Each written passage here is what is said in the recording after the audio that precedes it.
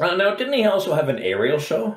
An aerial show with planes? Obviously, he couldn't afford planes. No. He just used paper planes. Yeah, he had these big paper planes. And he would also dress up pigeons as World War II fighter planes. He'd have a big battle going on up there. He'd say it was the Battle of Britain. So, yeah, on the one side, he had the World War II pigeon planes. And then on the other side, he used chickens. Those would be the German planes. Yeah, they dressed the chickens as Messerschmitts and the pigeons as Spitfires. The pigeons could fly, whereas the chickens couldn't really fly. So it kind of simulated that battle. Yeah, because they always wanted the Germans to lose. They put it up on a high platform and they painted clouds on the bottom of the wood. He would use chickens that were about to lay their eggs, so that would simulate the bombing of London. He did improve it after a while, the visuals. Instead of a plank of wood, he had a big clear piece of plexiglass. And then they put the birds up there, and they were above all the 6-year-olds with their 2D glasses, and they would look up, and they could see through the plexiglass, and they just see all these pigeons dressed as Spitfires and chickens dressed as Messerschmitts, all scrambling around on top of the plexiglass. And then he would place special effects of explosions and machine guns shooting, and occasionally an egg would come rolling off. Then they put some cocks in there, some roosters. Those simulated the dive bombers because they would run off the edge of the plexiglass. He dressed them up like Japanese kamikazes. The Japanese Zeros. If you saw a clucking or screeching cock flying off the plexiglass plate with a big red zero on its chest, you knew that that was one of the kamikaze planes. What did he use to simulate the American battleships? Oh, yes. Didn't he just use Tupperware bowls? Yeah, he had a bunch of Tupperware bowls, and he would link those all together. He filled those all with little baby chicks dressed up in Navy uniforms. And they were so cute, those chicks. Oh, yeah. And he reenacted the big battle where all the ships attacked the Bismarck, sunk the biggest German ship. Oh, that was a big historic thing. And the German ship was just a cow dressed up as a battleship. They painted the cow and put big turrets on top of it, and then just have someone pull with strings. Tupperware would all, the little chicks cross the ground towards the cow, and then the cow just got annoyed and walked away. Then they'd say, and then the Bismarck was defeated and was never seen again. Well, this was really a very good history lesson for the kids, wasn't it? Well, and then they go back to school drawing the Battle of Britain with all these surreal creatures in them. And the teachers thought this was great. They thought it was just like imagination because all the kids' stories, they always have talking animals. They didn't clue in that these kids had gone to this circus and seen all these reenactments with all these animals. What about the bombing of Hiroshima? That is a very tragic moment in world history. Did he simulate that? Oh, yeah. He would have all the kids sit down, and then he said, we're going to reenact the bombing of Hiroshima. And it was a really big bomb. And the kids went, oh, and they didn't really even understand what a big bomb was. And he said, well, first they fluttered down a whole bunch of letters saying, run away, we're going to bomb you. And then the kids got the little letters. The kids are all excited. And Joe the cleaner, he said, and then the people didn't go. And so then the terrible day came. And then they would open up the side of the tent and 50 sheep would come running in. Right. But they were sheep that hadn't been sheared in a while, so they're huge and puffy. And the kids would get trapped in the sheep. They even had harnesses around the big sheep and a big stick with big white umbrellas above them. To simulate the mushroom cloud. That's right. There were a bunch of mushroom clouds, and all these sheep come tearing in, all bang and bang, and they had the dogs chasing them. And the kids would get up and start running around, and they get bumped into by the sheep, and then the sheep would run out the other side, and then Joe the cleaner would come out and say, and then everyone was dead. That was simulated on one of the 3 rigs of the circus. And then on the opposite end, they simulated another nuclear bombing. That was the Nagasaki bomb. Oh, yep, the Nagasaki. Some of the kids escaped the Hiroshima bomb and went over to the other ring seeking refuge. Only to find that they were in the same dire situation. He had run out of sheep by then. At that point, he just used pigs and barn owls. He used barn owls to simulate the screeching bomb.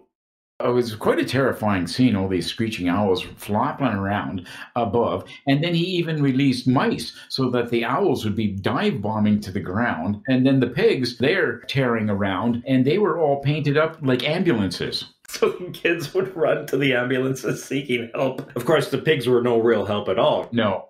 So this simulated the fact that you were in either Hiroshima or Nagasaki, there was no help coming. It was a very hard lesson for the kids. Joe the cleaner always said, if you're going to teach a kid something, teach them that life is hard. And that if you happen to be bombed, then don't think it's fun at all. Now, how did he simulate the invasion of Normandy?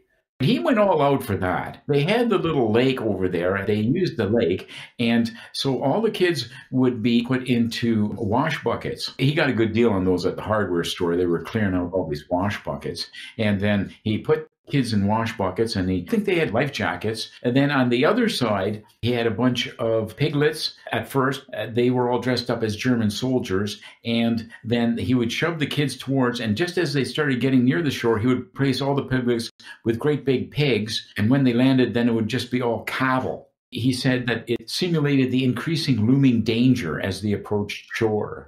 He was very artistic, wasn't he? He had a good sense of artistry. He did. And the paint jobs he did on these animals were something else. He painted all these pigs as German soldiers, but each one looked like Goering. Right. Really, just Goering. And then the cows came out, and he had them all painted with little black mustaches, and they were Hitler. There was like 15 Hitlers. That simulated disinformation. They didn't have a lot of famous people giving them credence to this circus. It was kind of an underground thing. But Salvador Dali loved it. He stumbled upon this circus. Oh, he loved it because he loved all that kind of surreal, avant-garde strangeness. Well, what about his brother Dilly? Oh, Dilly Dally. Didn't he actually work on the side for Joe the Cleaner? Yeah, well, he became the Grand Master. He started doing announcements, and he wore the top hat with the red coat. He was one of the only people that was employed because he worked basically for free. Now, how did he simulate the Marshall Plan to reconstruct Europe after the devastating war? Didn't he try to simulate that? Oh, he did. He got a big pile of scrap wood, and he gave all these 6-year-olds a bunch of hammers and nails. And they said, go build and save the country that's been destroyed. And so kids would be going out there hammering wood with hammers. And it was amazing that no one got hurt. And then he had a bunch of cats come in. They were trained to limp. And that simulated the destruction of Europe. And the kids had to make casts. That represented the Marshall Plan. Now, what about the Cold War? Did he try to simulate? Didn't he get a bunch of penguins? Because they're known for being cold. And they were like spies. And the kids would be given a little message, and they would have to hide it in their pocket. And then he would say, don't let anyone get this message from you. And then he would unleash the penguins. They would all come tearing after him because all the little notes that he gave to the kids, all of it was soaked in fish oil. So all these penguins going after these fish oil because they think the kids got fish in their pocket. And then Dilly-Dally would stand there, children, be careful. The spies are coming and they want your message. Well, the kids loved it because what kid doesn't want a bunch of penguins attacking them? No kid doesn't want a bunch of penguins attacking them. And they were emperor penguins. They were as big as the kids. I mean, they moved slow, but there were a lot of them. They kind of waddle, and the kids had nowhere to turn. Now, what about the space program? I mean, he basically took on a big project to simulate all of history up to the election of Donald Trump, didn't he? He created the International Space Station out of a bunch of underwear, I thought. Underwear and drainage tubes. And he hung those up in the air, and then the kids had to get up there and they could crawl around in the tubes, and cats, and they would release creatures in there every once in a while just to make it exciting. They said that's exactly what it's like in space. The smelly underwear simulated the stench of living up in the International Space Station for months on end. Those kids, they grew up thinking that the space station has a lot of cats and Dachshunds running around up there. Now, how did he simulate the election of Donald Trump? He put a pumpkin head onto a St. Bernard. He also put some kind of yellowy grain on the top of the pumpkin for the hair. It was just some old orange shag rug from the 70s. I think he had a slug, and he had the slug run for office. Of course, pretty small to see. The slug was supposed to be Mike Pence. He painted the slug white. But at one point, a tragic moment happened, and the dog stepped on Mike Pence, the slug. Oh, yeah, and then he ate it because it was bugging him. And the kids loved that, because what kid doesn't love watching a dog dressed up like Donald Trump eat a slug that's supposed to be Mike Pence? No kid doesn't like seeing a dog dressed up like Donald Trump eat his slugs. That's supposed to be Mike Pence. It's well known in psychological circles. And then sadly, he was able to simulate the seizing of Congress he had a bunch of army ants. He made a Congress out of sugar. Oh, yes. He released the ants, and made a Congress out of sugar. And he had the ants attack all the kids. He said, "You're a bunch of Republicans." And the kids didn't know what a Republican was, but he dressed them up and he said, "You're Republicans. Just sit here and wait." And then all the ants started coming, and they were sitting in this little kind of sugar house. He went all out at this. He actually sold his car, and he sold his house outright, and he got himself an aardvark. And this aardvark comes crashing through, and it starts going after the ants. And the kids screaming and yelling because they've never seen an aardvark. It's a completely strange creature. And in the end, you'd think, well, the kids would be terrified, but they're not. They loved it. What kids don't love an aardvark crashing through a sugar-built Congress, crawling with ants when they're dressed up as a Republican? No kid doesn't like an aardvark crawling through a sugar building dressed up as the Congress when the kids are running around. No kid. And it's another well-known psychological stage that kids go through.